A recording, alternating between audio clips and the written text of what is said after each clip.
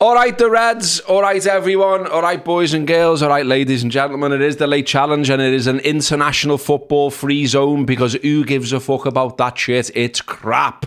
I'm dead shocked, for one, that there's been an England match and everyone found it boring. No, I'm not. I mean, Kinnell has never been an entertaining one, has there? Anyway, it's not for me. Hopefully, it's not for you. We're not going to be talking about it really at any length. But instead, we are going to discuss matters around Liverpool Football Club. We will mention the legacy or lack of Michael Owen. And we're going to do a little bit on Man United being shite. Because why not? We haven't done it for a while. We do it on here. We know you like it. We like it too. So, let's get involved. Before we get into all of that, though, just wanted to say that if you want to come and see us live in November, Smithdown Road, you'll have to hurry up because the tickets are selling, and that's really nice to see. Yeah. Thanks to everyone who supported us so far. Mo, if they haven't got one, what do they do? Wow. There's two things you can do, two main things you can do. You can go onto our Instagram page and you can find the link in our bio to click on that, or you can go straight to eventbrite.co.uk and you can search for the Late Challenge Podcast Live and you'll find the link there. But honestly, seriously, you got to be quick because you have to hurry up. Three quarters sold out. we've basically got less than 20 tickets left. I'm not even kidding. So yeah, and it's gonna be it's gonna be so much fun. Like I was just chatting with the boys before you arrived, Robbo, about some of the things that we're gonna be doing at this show, and yeah, it's gonna be special. So you are not gonna want to miss this.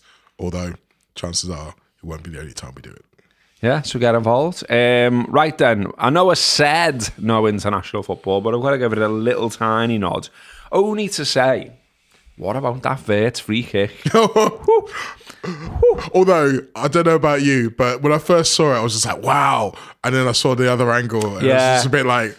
I watched it. I seen one of those, here it is from every angle, and I thought, well, it's not right in the corner, and what's the keeper doing? And it's not as good as Dom's. No. But it was still good. The actual technique was good, wasn't it? And it was a great moment for him at a time when, he's getting a bit of shit. Yeah, unnecessary shit. Like, I've started to do the things that you do, and I don't know if it's because I spend so much time with you, but you've started to infect me. I've started to go online now and start replying to idiotic things I should have just leave alone. Like, that Arsenal fan. If you follow us on Twitter, you might know about that. It was actually an Arsenal fan as well. So someone was talking shit about Florian Wirtz, saying like, what is he? Why are we praising his off the ball work and his running? He's not eating a lawnmower, blah blah blah blah blah. And I was just like, a lawnmower. Yeah, I know, it's stupid. And I was just like, well, look, we signed him for 5 years, not 3 games. So you can say it all you want, and people are going to say what they want. They're desperate for anybody who's cost money, not just a Liverpool player. Anyone who's cost a lot of money, the general populace are desperate for them to fail. And so people are going to, if they see any kind of sign of that, oh, he's not as good as they thought he was, they're going to pile in on it. But I'm not worried. And I don't think he is either. Nah. So, you know what? Let them have their fun. We will still sit pretty at the top of the table. Well, I took the opportunity to see that free kick and think, well, I was on the Cop the other day, and obviously it was there for when Dom buried that beauty that sunk Arsenal and made our Sunday afternoon very special. But at the time, I remember saying to me lad, I think I said on the show last week, you were like, who's on free kicks now, then, eh? And he was like, well, Dom takes them. Dom does it for Hungary and all that kind of stuff. And then what a prediction, well in Cara. But like I saw the Wirtz one and I thought, well, he might fancy them. And then also just pure coincidence over the weekend, just, scrolling through, watching anything but international football. And I saw someone had like sewn together Virgil scoring loads of free kicks. And I thought, wonder what's ever happened about that, because like he must have a go and train and stuff. Yeah. You would think if once upon a time he could bury them in the manner he could, and he could go and watch them if you haven't seen them. It's like, how come he never has a go? It's weird, isn't it? It is weird. I don't know as well, because I mean, I guess it was because there was Trent. There was always someone good or better around. But then you think about it and you think, well, if, like you say, if he's got that in his locker, there's got to be some points, particularly because, like, Saz. He's a... Come on, stop. Yeah, stop. Because obviously he's someone who can absolutely leather it. And so there are times when you don't want finesse. There are times when you want to absolutely lever it. And in the pre-Dom era, he was probably the best. But I don't know, maybe they were worried about him having to run back or so. I don't know. It's weird. But I just think that it's an embarrassment of riches. And to be fair, when Trent was around, it very much felt like it's his thing. It felt like he'd taken ownership of it, for better or for worse. I must admit, though, I have seen him score a couple. I did see him score a couple of beauties. Like I was there when he scored the one against Rangers. I was there when he scored the one against. No, there was another one I can't remember. But I've seen him score a couple, and it was just like, fair enough. That was when someone scores a really good free kick, it's worth like the 20 or 30 that go into the stands. It is indeed. It is indeed nice to see us scoring from free kicks. And look, it's good to have the options, I guess. But also as well, and that made me think as well, we've got Isak on board, obviously, which is exciting. Paid loads of money for him. I sat and watched, and I'm surely not alone, a lovely compilation that the Premier League kindly put together the last few days of every goal he'd scored. Lovely watching. If you haven't watched that, look that up. And it's like, get you nice and excited. But also when you're watching it, you're like, a lot of pens in here. Quite a few pens in here. So I had a look at the pens situation. I mean, well, let's just see what Mo thinks. I know what I think. So according to Transfer Market, all comps, all clubs, Isak has taken 19 pens and scored 19 pens and missed 6. Salah's taken 53. No, scored 53. Stop doing that, Gareth. and missed. I mean, I compiled the fucking stats. He's scored 53. He's missed 11. Dom scored 19. Well done, me. 1 missed. McAllister 12 scored. 1 missed. So again, we've got options here. But then I say we've got options, but I feel like everyone always says, well, all the best getting Mo off them. But if anyone can, Slot can. I mean, that part is potentially true, but I don't think he will. No. I think it's still going to be Salah. And I think part of the deal with Salah becoming more of a facilitator, more of a playmaker, is that he will still get his pens. Like I think if you're going to tell Salah you're not going to have as many shots as you used to have and you're not going to have penalties, he's going to be like, well, hang on a minute. Like, I know that I'm now a team man, or no, I'm not. He was always a team man, but now his part of the team is more about playmaking. He still wants to score goals. He's still looking at all of those records. He still want to catch the Ian Rush. Like he hasn't given up on that. So I don't think I don't think there's any chance. And to be fair, if you're Isak and you're coming into the club like Liverpool and you've got an absolute legend to the right of you like Mo Salah, at least at the beginning, you probably will be happy to defer to him because, as I said, he's going to get the most open play chances. Like, Salah's going to be setting him up for goals. He's going to be fine. Now, I don't know if you saw, I know that you don't watch international football. No. But Salah did give Marmoush a penalty. Like, he's chasing the Egyptian record for World Cup qualifying goals. And he'd already scored 1 pen, and then they get another one like 10 minutes later. And he gave it to Marmoush because he hadn't scored at all in World Cup qualifying. He wanted to get off the mark. So he did a very nice gesture as the older guy, the older king, giving the goal to the young prince, the young pretender coming through, the man who's going to eventually replace him in the team. But I don't think he'll be doing it for Liverpool. Like, if there's a situation where Liverpool 3-0 up and Salah's already scored 2, one of them's a penalty, and we get another penalty, and Isak hasn't scored yet, then yes, in that scenario, I could see a world where he gives it to him. Otherwise, no chance. Have a wild guess without looking who's someone who's got 100% penalty record in the Premier League. I know the answer to this because... You read the agenda. Well, partly I read the agenda, but I also knew this because there was a question a few years back of like, who would you want to take a penalty to save your life? And my answer is Yaya Toure, because he looks like he takes them with his eyes closed. And like, it's not like if you go and watch the penalties he takes, he always tends to keep it the wrong way. And he's never like blasting it. It's just like rolling them in. He's just got that zen.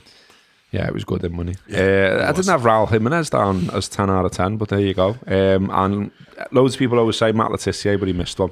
Mark Guehi saved it. And Danny Murphy missed one. 18 out of 19 in the Prem, though, not bad. And some nice ones, I seem to remember, for the Reds. Yes. And he has also got a 100% record for the Reds, 8 out of 8. And we mentioned this the other week when we talked about pens. Mark Walters, bizarrely, 6 out of 6. What was going on there? I mean, I'm not old enough to remember that, but bloody hell. I mean, I probably am, and I just feel like it's the only thing I remember about Mark Walters is lots of step overs. But anyway, I mean, yeah, it probably is going to be Mo, but I just thought it was worth mentioning that, we have got other people in the team who are good at taking. Do you know what it's good for? Penalty shootouts. Yeah, exactly. So obviously we fell foul of one of those last year, and partly it was a situation where you got two guys in McAllister and Szoboszlai who were great at pens, and only one of them was on the pitch at the time. But now, if that is expanded, there's more chance of whoever's on the pitch being able to get the job done. The link to the live show is now in the live chat if you were desperate to go and buy a ticket right now. Nice one to the lads for the sorting that, and nice one also to Ollie 5 times. He was thrown in 20 nicker. Nice. Cheers, Ollie. And he says, well overdue contribution. I've watched from the beginning but never caught you live. You mentioned me once on the show. I'm the guy that crapped in Keanu Reeves's bog. I remember that story. I believe it was like, I think I read out a story about someone who kept a pube after Tina Turner had gone to the toilet or something like that. And we went from there. And then this fella got in touch and said, well, I went in the bog. I crapped in Keanu Reeves' bog. And we were like, what a claim to fame. Absolutely. And I think as well, it came from, we were talking about, if you remember rightly, that Matt, as in Matt of Once and For Rap fame. Of course, yeah. Matt, well, not fame, he was behind the scenes, but you know he was him. famous to us. We know him. Yeah. I am Matt. He had a house in Liverpool that Jimmy Corkhill had once lived in. And obviously my mind went straight to, you've shit on the same bog as Jimmy Corkhill. It wasn't still warm, but you can imagine. But there you go. Also, thanks to Jack Davis, who's thrown in $14.99 of your Australian dollars and says, yes, boys, can we get a late Father's Day from Australia for John from Jack? Well, there you go, done. There you go. Done. Yeah, there you go, sound. Right. Where are we up to? Okay, so in the transfer news, even though the transfer window's friggin' shut, it still carries on. Oh, yeah. And we might get to talking about that. I haven't plugged it at the top in case we run out of time. But Rory Smith wrote a very good thing for his newslettery thing, which is worth signing up to, about the obsession with transfer. So if we've got time, we might get into a little bit of that. But in that world anyway, even though the frigging thing's short, like I say, we've still got gossip columns, we've still got endless chat, we've still got weirdos on the internet making things up. But someone who's not a weirdo and is worth listening to is Paul Joyce, and he says Liverpool will not revisit their interest in Marc Guehi in January and would now only sign the Crystal Palace centre-half on a free transfer next summer. He says that Liverpool are adamant they will not dip into the market in January for him because he's in the final year of his contract and he's not going to sign an extension, and they believe he wants to sign for Liverpool despite lots of other clubs being mentioned. Thoughts, Mo? Thoughts? Well, first of all, going back to what you're saying about the gossip columns, I always look at it the day after the transfer window closes because it feels like it's a bit like, the day after Boxing Day, where it's just like, okay, you're on the come down now. You're the furthest point away from the big hoo-ha that you're ever going to be. So I always like to go in there and see what's happening, just like have a little poke around. But you're right, it never really does stop. But this makes total sense from Liverpool. Like, if you take it from Liverpool's perspective, why are they going to give Crystal Palace money for a player who, like you say, is going to walk out the door in a few months, particularly after not exactly being happy with the way Crystal Palace went about the whole deal in the first place? If you're Marc Guehi, like, why do you want the only scenario where I can see him being desperate to do a deal in January is if his relationship with Glasnow's completely broken down, or maybe the team are in a tailspin and they're near the relegation zone and Liverpool playing in the Champions League and he'd be like, well, maybe I want to have a little go in the Champions League. But even then, I think it makes more sense for Guehi to wait until summer. All the money that Liverpool would be paying Palace will go to him. The interesting thing, though, is the part where all the other clubs are supposedly coming to view, because this is the other thing lots of people are saying. When you're a free transfer, you got your pick of all the clubs, and we've heard those Real Madrid rumours. I've heard Barcelona apparently in for him, Man City apparently in for him. And you know what? Everybody in world football would probably be in for him because he's very good, and it would cost you not that much in terms of, well, nothing in terms of transfer fee, decent competitive amount in terms of wages and signing on fee.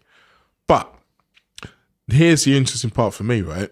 Liverpool are adamant that they think that he will still rather come to them than any of those others, which is a little bit surprising when you consider the situation of the other fellow we're about to start talking about. But maybe there's just something about when you've had a fellow sitting in your club gear in your office in London waiting to sign a contract, and then he doesn't get there. Maybe at that point you say to him, well, yeah, we'll come back for you, don't worry. It was on the agenda anyway to talk about, but, you know, I've just talked about, haven't I, that, you know, like there's lots of people on the internet that, you know, it's not really worth listening to, and then there's ones that are, and I don't think it's that hard to work out who's who, but, you know, no offence, and Dicko, who keeps putting in the comments that we need to go and look at what the Konaté news is. There isn't any, mate. I mean, like, I've went and had a look because you keep putting it in the comments, and I can see loads of people saying he's going to Madrid, but none of them are people that I would believe. I mean, he may well do. Yeah. And, you know, there was, I would guess, where these tweets that I can now see are coming from are, if you read Joyce's piece or if you read Chris Bascombe's piece, you would see Konaté was mentioned in those pieces. I mean, Bascombe, as an example, said, casual links with Real Madrid post-season appear to have been strategically placed as a reminder that if Liverpool do not convince Konaté to commit soon, he will probably reach GCSE level in Spanish by Christmas. Now, this has been like this ongoing thing. Nothing's happened, though, has it? Do you know what I mean? No. I can't see anything solid there, and apart from, like, well, to being nice as possible, accounts that are a bit jarg saying that he's definitely going, because that's what they do. There's accounts that just spend all day reworking journalist piece, pulling things out and making it sound more, you know, further down the line than it actually is. Like, as an example, and it's also on the agenda, the tweet that Mo does about sort of disrespect, you know, look at that account. And it's got unbelievable amounts of followers, but all it's doing all day is this person said this person said this person said this. Don't know how you got the energy, lads. Though it is, and the thing with Real Madrid in particular is it's a sore spot with all Liverpool fans because of what has just happened and because what they traditionally do try to do. It's not going to have as much power if there was no truth to it at all. So there is a possibility, and because that possibility is there, Real Madrid have become like the boogeyman, that you only have to mention them in relation to a Liverpool player and everyone loses their heads. And you're right to say it might well be happening. Like, there's two ways you can look at this situation at the moment. You can look at it and say, oh God, here we go again. Another player is kind of fluttering their eyes in the direction of Madrid, and it's going to potentially destabilise what we're trying to do here. Or you could look further into that Paul Joyce piece and notice that what he said was Liverpool have had a deal on the table for Konaté for a while. There's been a deal ready to sign for a while, which tells me Liverpool told him how much they're willing to pay him, and they aren't willing to go above that number. So they said, look, this is the deal right here. If you want to sign it, sound. If you don't, don't. What Konaté, by talking about Kylian Mbappe calling him every 2 hours, is doing is he's whipping up the potential for this whole Real Madrid thing. He's not that good. I'm sorry, he's not that good. Like, he can be good, and, you know, his partnership with Virgil's good, but when he's asked to do something when Virgil's not there, he's not that good. He's had poor moments of form, and if he wants to go, fucking go then. Like, I will genuinely not deal with this in the same way that I've dealt with this. You know, I'm so bored of how Trent left Yeah. If Konaté, and I'm sure the club are, and it's just, I think there was also a line in Joyce's piece. I think it was Joyce's piece where it said along the lines of like, basically Liverpool aren't going to beg him to stay. No, nor should they. You know, we're champions of England. We've just gone out and had a belter transfer window. You know, we've got a great manager, a great team, a great squad. Every chance that we win stuff this season. If you want to get off, lad, ta-ra then. And it's not going to be this big game this time around, I don't think. You know, we've got Guehi there who sounds like he wants to join one way or another. And, you know, you can sort of, it makes loads of sense that they wouldn't go in January in a way, and that for the player, that means he gets a load more dough. And then also as well, I think it seems to be getting lost in the mist here, that we paid 26 million quid for Leone. Yeah. And like, you know, okay, the kid's 18. And so you might look at that and think, oh, well, he's a bit young. But let's remember how highly rated he is. Like, he was called up for Italy. You know, there was reports that at least 10 other Premier League clubs were looking at him, including Newcastle. And all we've basically, like, I've seen lots of like, you know, like stuff because Guehi didn't come in. But all we've essentially done is swapped Leone for Kwanzaa. Well, this is, and we won the league last season. So this is the thing. I think in terms of Konaté, you're absolutely right to say that he is not good enough yet to say that he can hold any club for ransom. I do think he's still good enough that Real Madrid will want to buy him. Yeah. Whether or not he would work for them is another matter. But it's not this big play. He's not a superstar. So if you ask me, what I was going to say before, the whole thing with him talking about Mbappe, what that says to me is he's trying to use the fear of Real Madrid to bring Liverpool back to the table. He wants that fear to happen, to try and make Liverpool go, okay, well, we want to avoid the PR disaster of losing another player to Real Madrid, so we'll offer you more money. It's not going to work. No. It's absolutely not going to work. And you mentioned Marc Guehi. Like, we'll have to wait and see exactly how set he is. But from all what I've seen of him and the way he speaks about a lot of things, he appears to be the kind of fellow who stand on business. He feels like a man of his word. So if he says to someone at the club, I want to join you, I'm not interested in anyone else, then Liverpool will be like, okay, sound. We believe that will still be the case in the summer. You're not going to change like you your say, mind. I mean, there's a fair chance he's like massively pissed off, given that like he made his exit video, he had his medical, he's ready to go, and then Palace pulled the plug last minute. I'm sure he was got no choice but to be professional now and play for them. But like, you know, he doesn't have to do them any favours here on in. The other thing about this, and this is something that Paul Gorst mentioned last week that I thought was very interesting. So obviously Liverpool, you mentioned Liverpool swapped Leone for Kwanzaa. Did you know that they've already agreed terms with Kwanzaa on what his wages would be if he was to come back? Buybacks, yeah. So to put them in for everyone. They put buybacks in, but they don't agree on new contract, personal terms. They don't agree how much wages you would get if he comes back. So that tells me that the chances of him coming back are very high. Now, I know there's loads of people out there that are like, he's not good enough, from the small sample size that we've seen. But the whole point of him going to Bayer Leverkusen was to spend 2 seasons playing every week at the very top of football, a very high level in the Bundesliga, which is a high level despite what anyone out there thinks, playing Champions League football regularly. And 2 years of that will massively improve him as a footballer. And then if that is the case, then suddenly you've got a situation where maybe Konaté leaves, maybe Joe Gomez leaves, and then you've got Kwanzaa, Guehi, Leone, Van Dijk. And I mean, to be fair, by that point, we probably need to look at Sparman for Virgil as well. But the point is that this could be Liverpool doing some long-term planning, because let's face it, centre-halves are hard to find. So I don't think it's a situation where Liverpool fans should be fearful. Like, who knows? We don't know what's going to happen with Konaté. One thing I think we can all agree on is, like you said, no one can really be arsed with another year-long saga. Absolutely not. In terms of positivity, Leone then, Martin Semmens, who was at Parma when Leone was there, he was also at Southampton when they signed Van Dijk. He's now involved in London City Lionesses, but he was being on the radio talking, and he talked about Leone. He said, I think he was clearly the best young centre-half in Italy, if not Europe. The view was that he'd probably stay there longer than 1 year, but he was at such a level. And then he said, I think it highlights Liverpool's ability that they spotted that. He says there were other clubs in the Premier League that asked about him, not as an executive for Parma because I'd left by then, but I told them what I thought. Liverpool never called me. He said, but I told those other clubs, 5 or 6 Premier League teams, that he's as good as Virgil, which is some shout. But he says, Liverpool never called me, never asked for reference because they got such a good ability to find those players. And he finished by describing him as a top player. And as you mentioned, Mo, just another thing from Bascomb's piece, he just says there was preliminary discussions with Konaté in 2024. The defender dismissed suggestions a deal was closed, despite nobody from Merseyside ever claiming it was.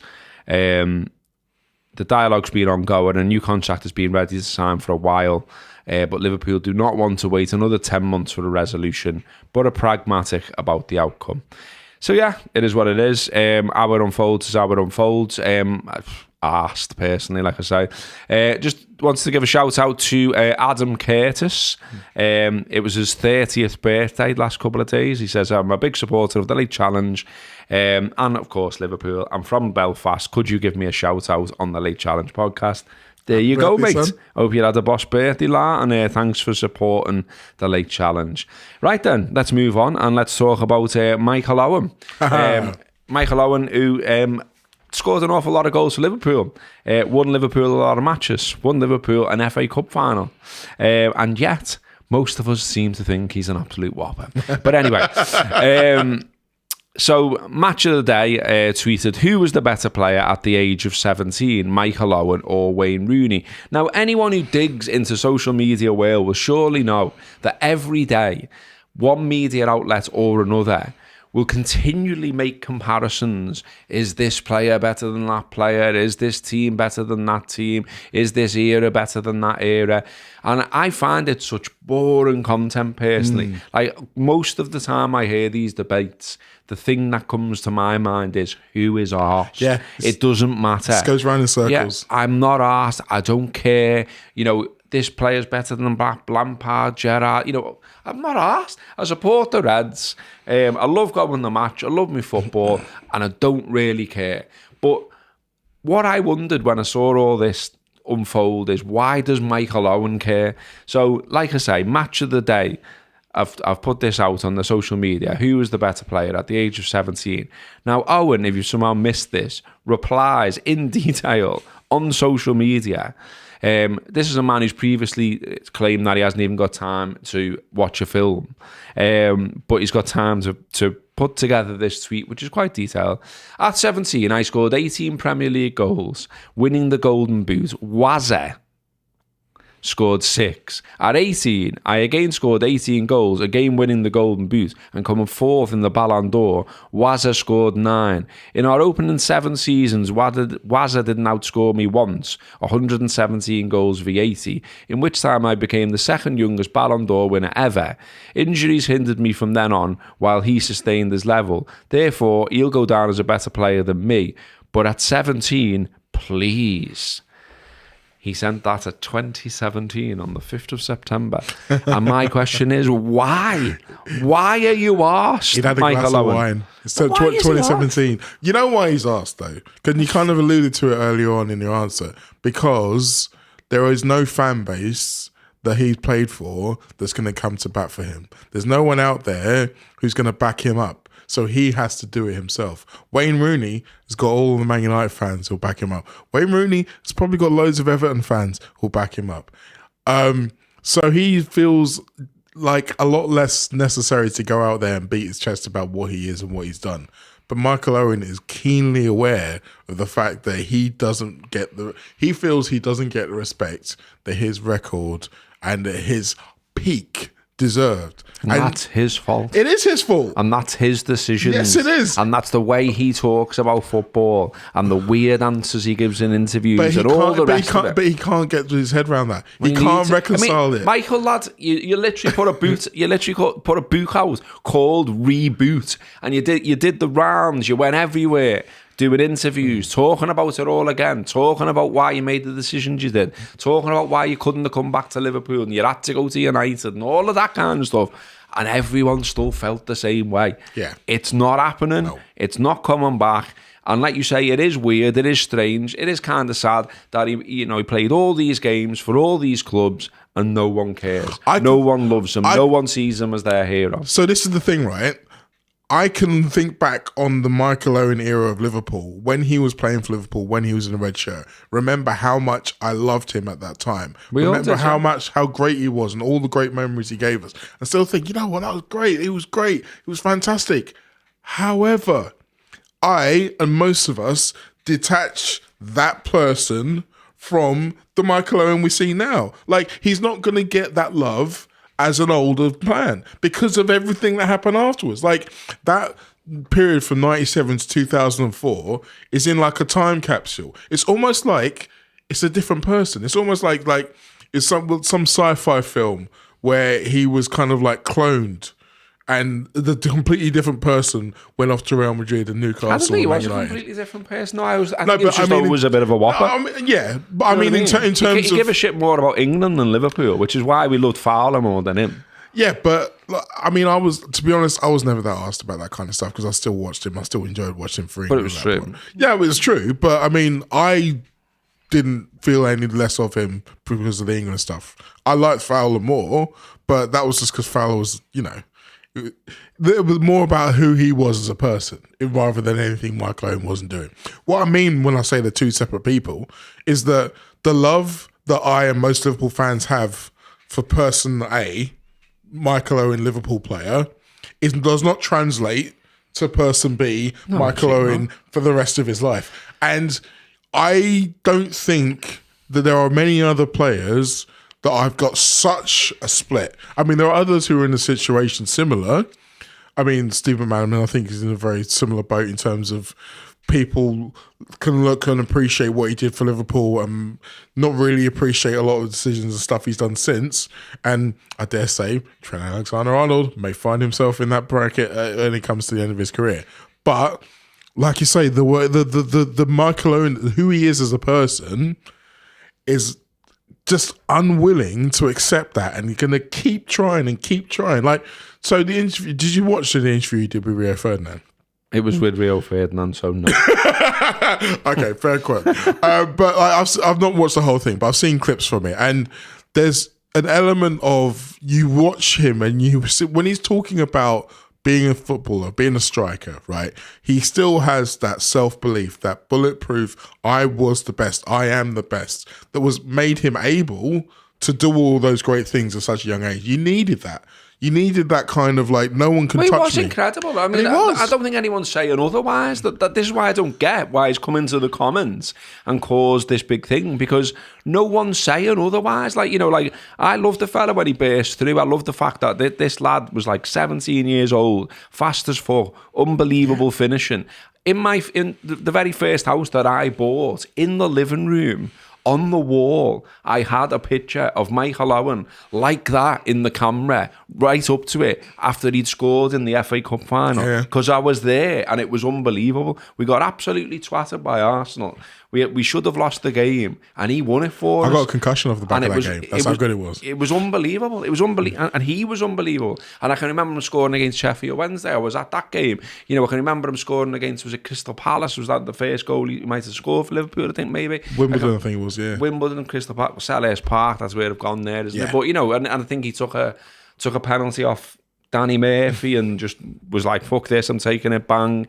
And the self-belief, the skill, the ability, the pace, the finishing. And I think there is a lot of unfairness about how he's judged, and in this debate, all this stuff about like, well, all he was pace. That wasn't true. No, and like, you know, he was a fantastic finisher, but equally as well, like I don't get why he's entered the room, because Rooney was unbelievable as well. Rooney was a great player. Yes, he was, and Rooney was a more rounded footballer, and Rooney's like won what he's won.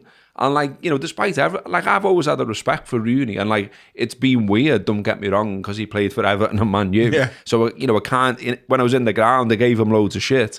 But then when I was out of the ground, I was like, I'm made up that a Scouse lad's done he's good. more at peace with who he is and where he is in football, because he's more at peace with the decisions he's made. Rooney, 1,000% he's more at peace with the No, he is. All of them. Maybe not all of them. So, like, obviously, so yeah, the stuff with him and Tom Brady, where Tom Brady was having to go at him and his managers, like that, he came back at, because obviously that's the career he's still trying to build right now. But in terms of who he was as a player, the good, the bad, and the reasons for them, he acknowledges them all. Like, he will acknowledge the fact that he didn't really look after himself. And maybe this is why Owen is so kind of unwilling or unable to kind of reconcile with it, because the reason why Owen didn't kind of have the career he did, injuries kind of curtailed him and turned him into a different player. With Rooney, it was more that he just didn't look after himself. So for Michael Owen, it wasn't anything really he did in terms of why his body let him down. No, it was always someone else's fucking fault. No, in terms of why his body let him down, I mean. No, it was Liverpool's fault, though. Liverpool overplayed him, even though he wanted to be played. Yeah, but look, that's what my point being is. It seems like it's a cycle. It seems like every now and again he decides to come out and say something, and every time he comes across as a bit of a bell for me. So, you know, he's having a go at Rooney, he's having a go at Fowler, he's having a go at Liverpool for how they treated him, he's having a go at Alan Shearer. Like, let it lie, lad. You're a fucking millionaire and you played at the top level. But this is the thing, right? There is just some people who can't, and there are just some. Okay, so here's the thing, right? There are some people who have to Google their own name all the time, and there are some people who don't. And this is it. This is the absolute dividing line, because he only found out about that because he Googled his name. You think he goes on the BBC Sport website all the time? No, he does not. He doesn't even watch films. But he found out about that because everyone was talking about him. And some people just can't let that go. And some people can. And I mean, it's hard to say Wayne Rooney's really, you know, calm and completely self-adjusted, because he has just started a new podcast called The Wayne Rooney Show, in which he's talking about loads of stuff that happened with his career and potentially rewriting some stories about things that are different to how they're perceived. But when it comes to this particular debate, it's noticeable how much Rooney's happy to say, Michael Owen was great. I used to look up to Michael Owen. I don't want to be compared to him because we are different footballers, and I don't want to get into a beef with Michael Owen because I love him. Like that's someone who has no... That's someone who's won the league 5 times. Yeah. That's someone who's won the Champions League. Yeah. That's someone who scored 53 times for England. Like, he doesn't... And is comfortable with where he sits in the world. Yeah. And Michael just isn't. And the reasons why are all of the ones that you've just said. But the fact remains is that because of who he is, because of how he is as a person, he's never going to be able to really grasp that. So we're going to have to dance this dance every so often. Yeah, well, for the Reds, I pulled the stats again just to have a look at it, and it is all very weird, but it is all very weird because he made it all very weird. So, you know, he played 297 times for Liverpool. He scored 158 goals. You know, as the player that he's talking about when he was a kid, you know, 23 goals in his first full season for Liverpool, 23 goals the season after, 12, 24, 28, 28, 19, you know, unbelievable. Top scorer at the club every full season he was there. Like that's the kind of record you can't really argue with. You can't argue with that at all. Like, but what you can argue with is when I don't know, there's like this sort of thing as though like we're all harsh to him. You did it to yourself, you do, and that's what really hurt.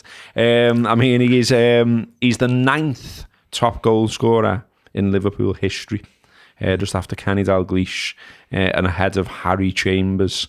And there he will stay, and maybe get. But like, look, some of it was just weird. If that's not weird enough as well, there's another bit in the same podcast where he's going on about Rooney again. And it's not just this thing about sort of, who was the best player at 17 or whatever. He's going on about when Rooney started training with England. Now, I just don't get this story at all, so let's see what you all think if you haven't seen it. So he says, I'll never forget, he's talking to Ferdinand, remember, I'll never forget, you were probably there as well, first training session when he chipped the keeper up at Sunderland. Crazy. Like, in life, as much as you've got to sometimes show a little bit of respect, haven't you? And then Ferdinand's going along with it, like. And then Owen says, a young kid, and he comes into shooting practice and he just chips the keeper straight away. Who was it? Was it Seaman? I can't remember who it was. He got a round of applause as well straight after it. But I just looked at him and thought, oh, wow, that's not a done thing. You've got to be in a few squads before you start doing things like that. And then Ferdinand, yeah, bit of respect.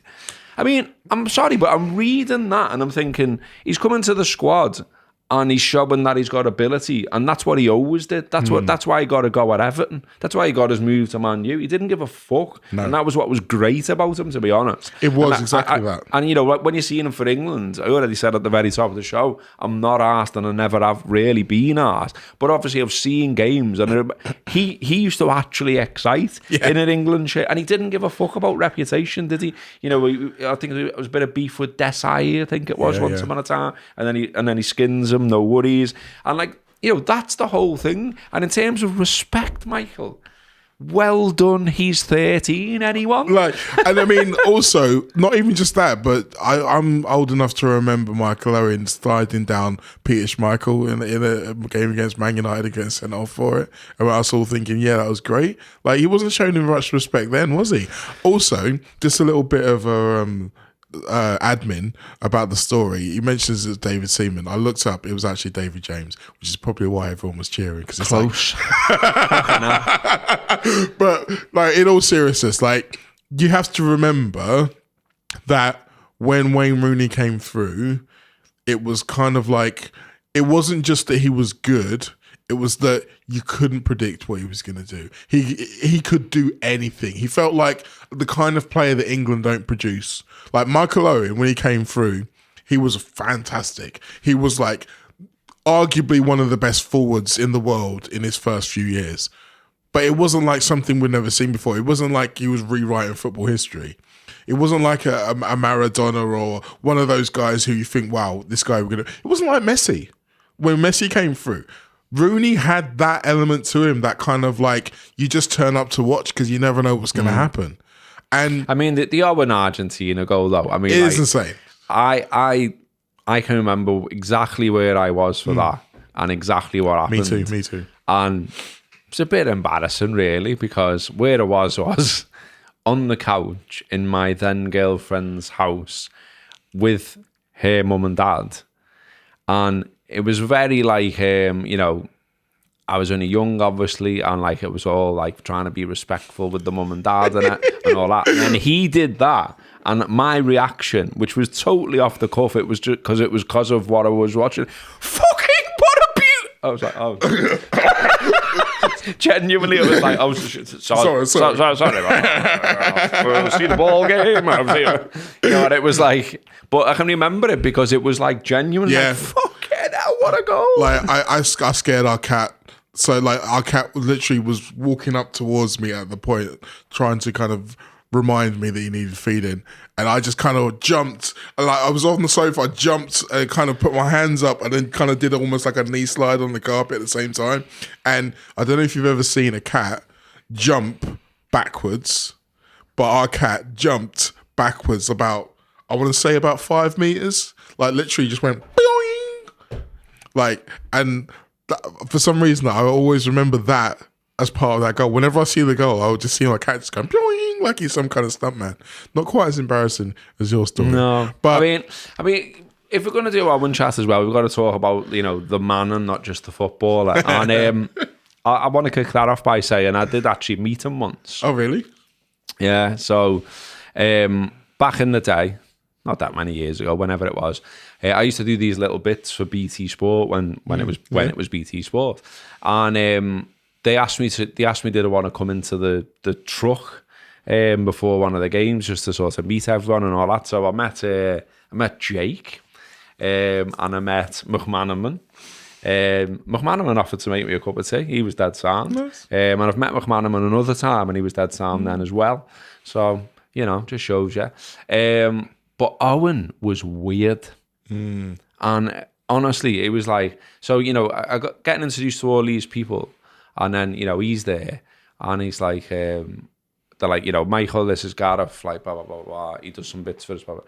And I went, all right, Michael, you're all right? And he's like, ooh, a Scouser. And I just thought, well, we're in Liverpool, Ballon. Yeah.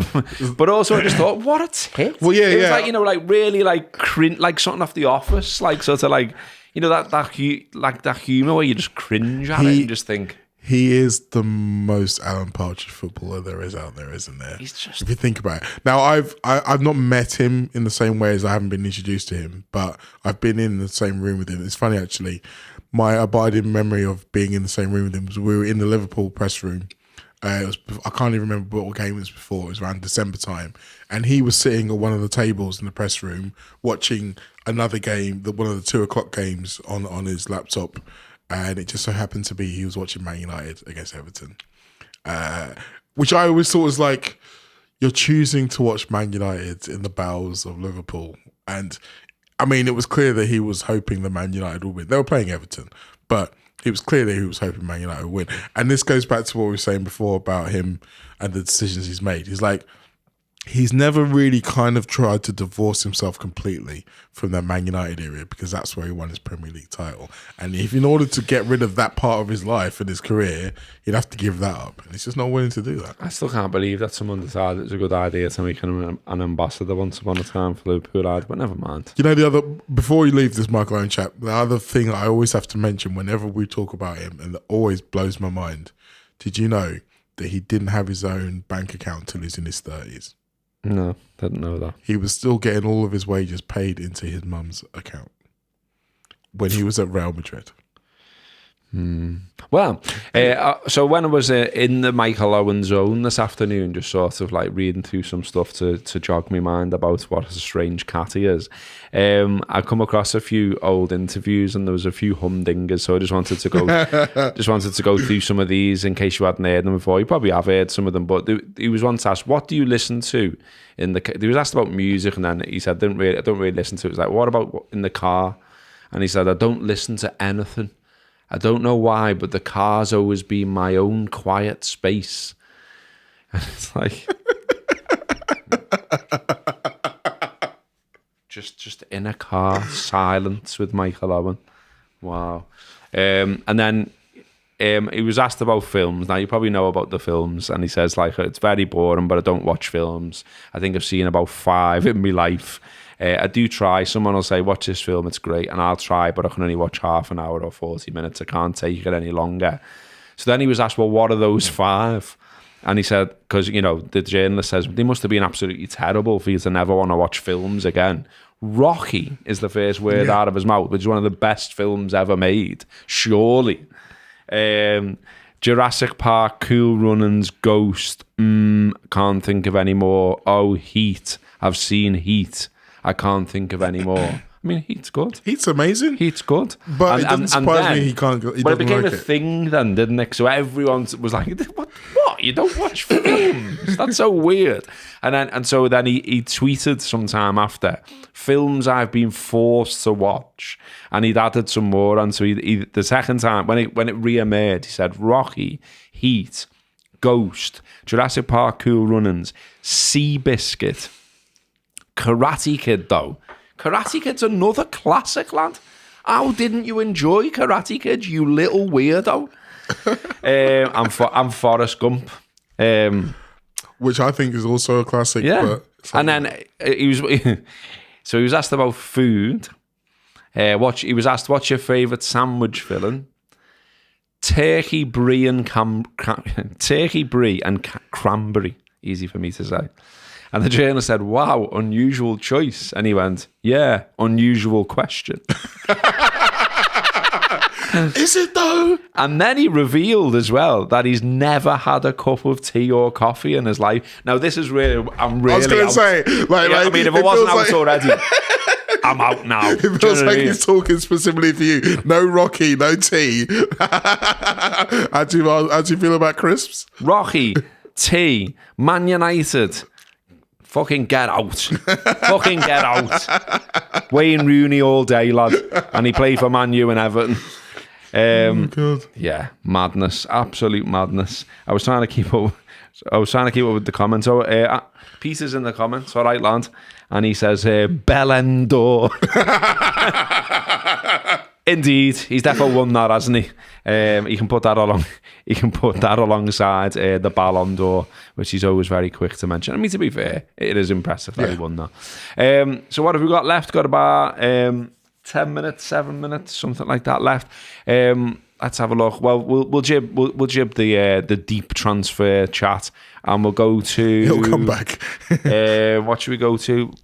The Salah tweet? Nah, we'll jib that. Let's do Man United shitness, because we've got that in the title, and we know that it annoys people if we don't get to things that are in the title. We got told off the other week. Don't want to get told off again. So Man United shitness. Again, been doing some research this afternoon. Very enjoyable it was too. So let's kick off with some stats. Since 2013. United have spent over £1.5 billion. That's £1.5 billion on players. And they have no league titles to show for it. That's 12 years and counting, lads. Oh, and by the way, this isn't on the agenda, but it really made me laugh.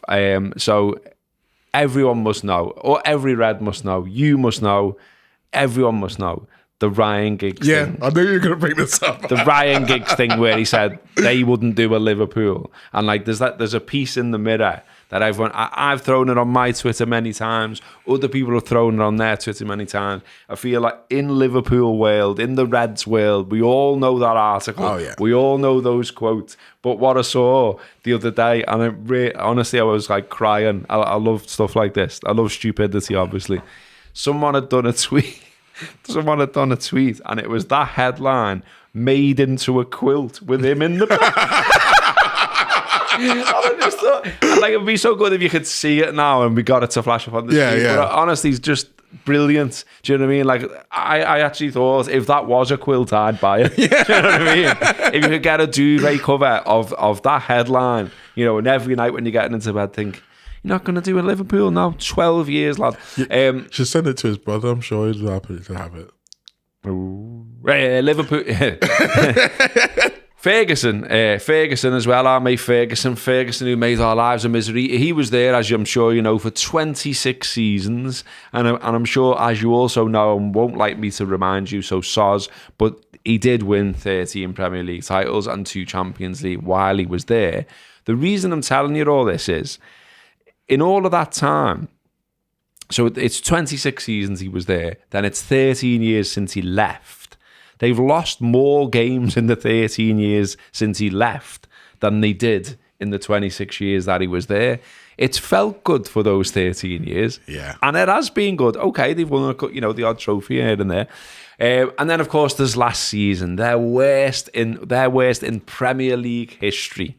Should we just run through that for a moment, shall we? 15th last season, 42 points, won 11, drawn 9, lost 18, scored 44, conceded 54. Everton conceded 10 less and finished 6 points and 2 places above them. Everton. And now, here we are in this season right now, and Amorim is the second favourite to get sacked, 3-1 if you fancy a flutter. Second only to Nuno, who basically said the owner hates me. Yeah. And his Premier League, can't get my teeth in today. His Premier League record reads, since he's took over at Man United, won 8, drawn 7, lost 15. And before they beat Burnley, which was with a 97th minute penalty, may I add. Before that happened, in the 10 months since Amorim had assumed the hot seat, he'd taken charge of 29 Premier League games, and from those games, United had won 28 points. And your stat that you said the other week still counts. He still hasn't won back-to-back games. And they got knocked out of the League Cup by 4th division. I know. Oh, the Grimsby stuff. Oh, yeah. It's just, it really feels like it's never ending. Like, I don't know how. Can't go on like this, can it? I don't like. It can. Cue the Bart Simpson wherever it goes, hey, and he's just say it. Say the line, Bart. I don't like to think back to the dark days of being a Liverpool fan, and we don't need to specifically mention them. We all know what they were. But it must feel like that for them now. Like no light at the end of the tunnel. Nothing. Every time there's a new player or a new manager or a new chief executive or a new someone comes in and said, this is going to be the start of the turning point. This is going to be the man to put a new broom through Man United and turn it all around and suddenly get back to the glory years. And then like weeks later, days later, months later, again, it's still shit. And look, you can talk as much about all of the bad decisions all those people have made, and we will, and it's funny. But it's also kind of, well, I'm not going to say it's sad, because like you said, they did ruin our childhood, but it's almost strangely impressive how such a massive global entity, like this is a club, a business, if you want to call it that still makes more revenue than nearly every other club calls itself a football. They are catching up, but they are still out there making all that money. And part of that is because they've still got so many fans who are still willing to buy the shirts every year, who are still willing to invest their time, their money, their effort, their desire, their hopes into this absolute sinking ship. And I feel there's a certain element that if it was anyone other than the team that had made our lives misery, I would feel sad for them. But I don't. You know who I feel sad for?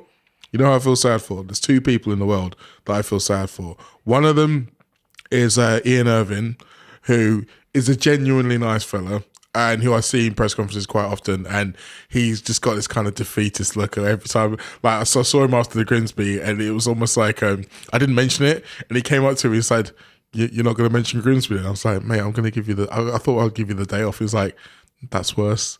That's what, like, I want you pity. to, yeah, exactly. You pity him now. You feel sorry for him. Yeah. So you know how shit his existence is as a football fan. So I feel bad for him because he's a nice fella. He doesn't deserve it. He is a nice fella, buddy. And get in.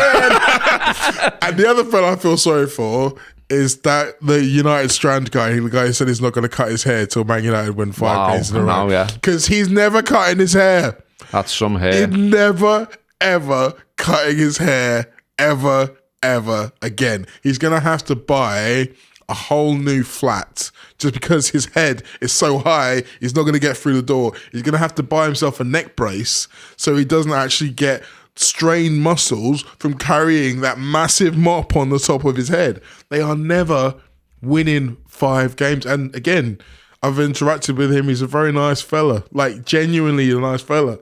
And like a genuine United fan, not some kind of chance of just doing it for likes or for, fame.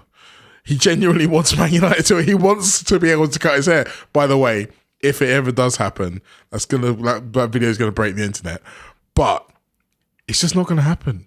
He's like I can't fathom how much hair he's gonna have on his head. So, but hang on a minute, 15th. Let's not let 15th go pass us by. 15th, Man United 15th. In my lifetime, Liverpool have never finished lower than 8th. No. 15th, Since they got back in the league in the 50s, they haven't been lower than 8th. 15th, lads. Absolutely shite. And there's a stat I saw the other week which I dug up. And look, yes, they beat Burnley, so now this slightly knocks it out. But nevertheless, I'll read it out anyway because it's dead funny. So before Burnley, Amarim's Premier League win percentage as a manager was 24.7%, the same as Neil Warnock. Oh. I mean, wow. You never want to be the same as Neil Warnock in anything. And let's remember as well that we looked at this manager. Liverpool looked at him and they went, we're not sure about this rigid playing style, we're not sure about 3 at the back, and we're not sure whether this football would actually entertain Anfield. So we'll walk away and we'll get the sloth fella. The sloth fella comes in, wins the league, and United are in the mud. Which is great. You know what else though? West Ham looked at him and decided not to have him. West Ham, who, if you look at what's been happening with them, aren't exactly in prime health either. But even they were like, nah, not this guy. And I've had a lot of arguments with people online about how him being a young manager doesn't make a difference, and quoting other young managers who've come in and done well and stuff like that, Xabi Alonso and Arteta and Pep Guardiola and all those other kind of stuff, and even someone like Nagelsmann. What most of them had was a good education in football before they started becoming a manager. Xabi Alonso was a player under some of the greatest managers in modern history. Arteta was an assistant to Pep Guardiola. Pep Guardiola was entrenched in the system of Barcelona. So all of them had these advantages. Amram hasn't had any of that. Like he had so little to go on apart from being the hot new guy. And that was enough. And look where it's got him. Going well, lads. And next up, it is Manchester City for Man United at the Etihad. Then Chelsea at Old Trafford and Anfield in mid-October. Although, look forward to seeing you, lads. Funnily enough, they are above Man City. They are above Man City, yeah. Yes, indeed. And they spent more than 200 million quid again. And all, despite all of what we said, I'm absolutely cheering them on in that Manchester derby. Okay, before we go, just wanted to mention some mild admin. I always ask you, if you don't come over and watch the Patreon, and that's fine, you don't have to, it's not mandatory. Be nice if you did. Be nice if you came over and gave us a little bit of wong as well, but the whole thing run. But what you can do for free is click subscribe on YouTube. And we are incredibly close now to 15,000 subscribers on YouTube. We're about 400, 500 away. Is that right? Anyway, whatever we are. No, much like, hang on, no, 50 or 60 away. My maths. It's been a long day, bless It has him. been a long day. But please do go and press it. It costs you nothing, and it's good for us. It's good for the algorithm. It's good in general that, you know, we've got 15k rather than 14.9, and it's doing my head in, so please go and do it, just so I can sleep. And you know what, though? We've seen the power of the public appeal already in this show. You know why? Because what I said at the beginning of the show, talking about our live show, what did I say? We had 20 tickets left, didn't I? Guess how many we got left now? Don't know. 4 tickets. Woof. 4 tickets left. How did you find out this information? Have you got like a live feed or something there? Yeah. Go ahead. So there you go. Sometimes the power of the persuasive voice is all you need. So if you're out there and you're hovering your finger over that subscribe button, go ahead and push it. And also on the subscribe and stuff, and on the Patreon shouts and all of that kind of stuff, look on the YouTube. If you only ever watch this show, just have a look, because we've been throwing up little tasters of the Patreon. So we always say to you, it's different to the free show, because it is different. It is very because it's behind a paywall. We talk about different stuff. We feel a bit freer, but we've allowed some stuff to go into the wider world. And I've been designing some wild thumbnails as well and having loads of fun. So go and have a look. There's an alien chat there about Scouse aliens with Stu Wright. There's Mo talking about DJing at Glastonbury. There's me talking about seeing Oasis in Dublin and what a wonderful event that was. So the last 3 weeks we've been loading up these little Patreon clips, 15, 20 minutes. So go and have a look at them. Someone in the comments is there saying they really loved the alien stuff. And I know she wasn't sure about releasing it into the public domain. I can understand why. No, it's gone down well. It's gone down well, which is good. But anyway, over on the subscriber show, which we're going to record in the next sort of 10, 15 minutes, if you want to come and join us live over there, or watch it whenever you like, or listen whenever you like, we're going to be talking about all kinds of stuff. There's going to be crisps, there's going to be parcels, there's going to be flat pack stuff, there's going to be multivitamins, there's going to be all kinds of mad tangents. There's probably not going to be any footy, because that's the beauty of it sometimes. A little break from that. We talk about all kinds. We talk about life. It's more like, you know, when you used to listen to the radio in the old days and you liked the people who talked and they talked about whatever. It's that kind of vibe. So come over and have a go. If not, glad you enjoyed this show, because I'm sure you did, because you've all gone and clicked subscribe, yeah? And we're up to 15,000 now, are we? Yeah. I hope so. I'll stop waffling now. I need a brew and tired. Okay, bye. That's the end of the show.